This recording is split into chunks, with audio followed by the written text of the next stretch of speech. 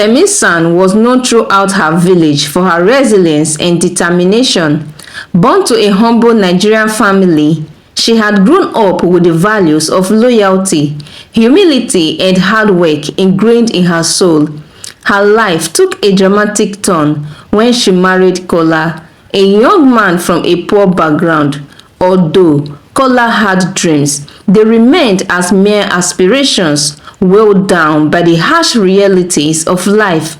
Temisan, ever supportive, did everything in her power to ensure their small family thrived despite their struggles. Temisan worked tirelessly, selling goods in the local market by day and frying bean cake, popularly known as akara, by the roadside at night. She believed in her husband's potential and saw their union as a partnership where her sacrifices would one day yield fruit. One fateful day, an opportunity presented itself. A distant relative informed Temisan of a program that would allow her to travel abroad for better prospects. The offer came with a promise of a stable income and a chance to uplift her family from poverty. Her family celebrated the news, urging her to seize the chance.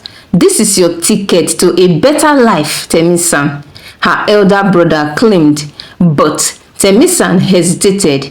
"I am a woman," she explained softly. "If one of us is to live, it should be my husband, Kola. He is the head of this family. I will arrange everything for him to go." Her family was livid. "Do you think the world will reward you for this blind loyalty?" Her sister scolded. "You are throwing away your future for a man who might not even appreciate it." Temisan stood her ground.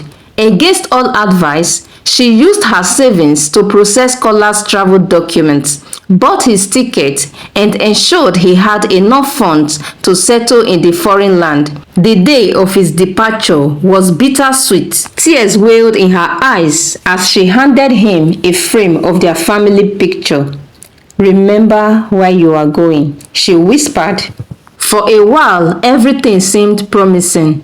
Kola called frequently, assuring her that he was working hard to build a better life for them. Temisan struggled to keep up with the bills and raise their 3 young children, but her faith in her husband kept her going.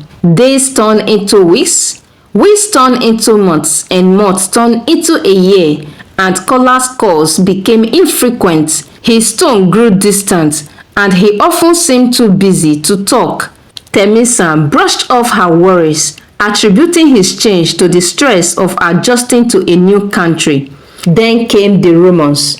A friend of hers, who had relatives abroad, mentioned seeing Kola with another woman. Temisan's heart sank, but she refused to believe it until she confronted him directly. "I hear things," she said during one of their rare calls. "Is there someone else?" Kola sighed, his voice devoid of remorse. "Temi," as he fondly called her, "things have changed. Life here is different. You wouldn't understand." His words stung like a slap. Despite her efforts to bridge the gap, Kola drifted further away. The money he used to send back home stopped, and Temisan's struggle grew unbearable.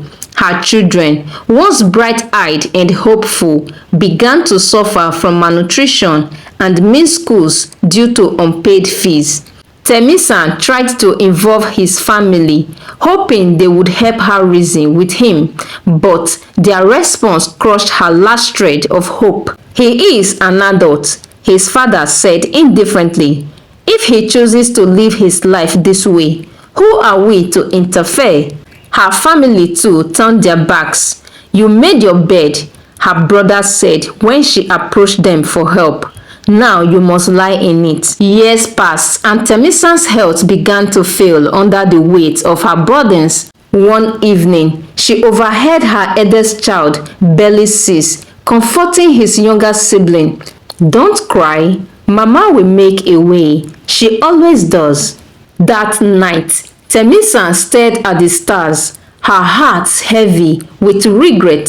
She had given everything for a man who had chosen to abandon her and their children. Yet, as tears streamed down her face, she vowed not to let her sacrifices be in vain. She began to pick up the pieces of her life. Temisa reached out to the women's support group in her community, seeking guidance and help. Slowly, she rebuilt her business, ensuring her children had food on the table and chance at school. She told them stories of value and resilience, teaching them to value hard work and self-respect, and also the need to prioritize their future no matter what. Years later, Kola returned to Nigeria, a shadow of the man he once was. The life he had built abroad had crumbled, and the woman he had chosen over his family had left him. He sought Temisan, hoping for forgiveness and a place to call home. But the woman he found was not the same one he had abandoned. Temisan looked him in the eye, her voice calm and firm. The day you left us was the day I learned to stand alone. I forgive you, but you no longer have a place in our lives. As Kola walked away, he realized too late the value of the woman he had lost. Temisan, on the other hand, stood tall, knowing she had emerged stronger from the ashes of her sacrifices. Her story became an inspiration in the village, a reminder that strength lies not in who you sacrifice for, but in the ability to rebuild when those sacrifices are not returned. Temisan, I refuse to be a rag to be used twice.